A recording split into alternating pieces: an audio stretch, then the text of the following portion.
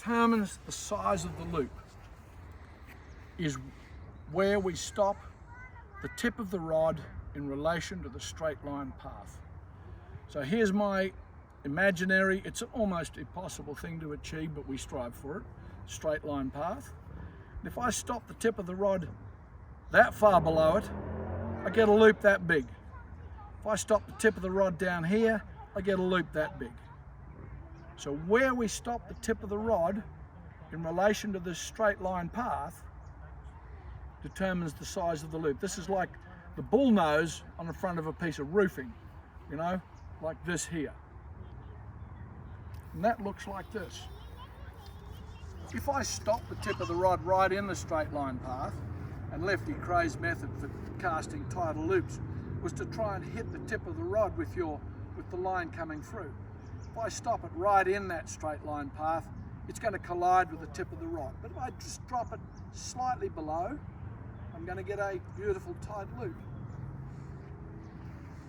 There we go. Now I'm going to drop it a little bit below, a little bit lower. The loop is opened up, a little bit lower. It's going to come right down. So you can see we've gone from this to this to this to this, according to where I've stopped the tip of the rod.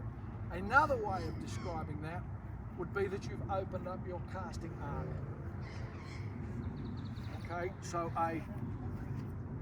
there's a very narrow casting arc which is appropriate for this amount of line on this rod.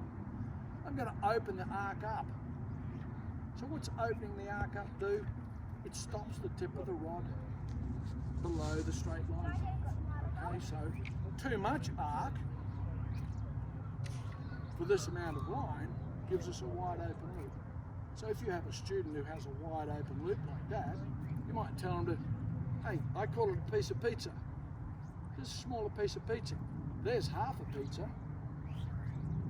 There's a quarter of a pizza. And here's a little wedge of pizza.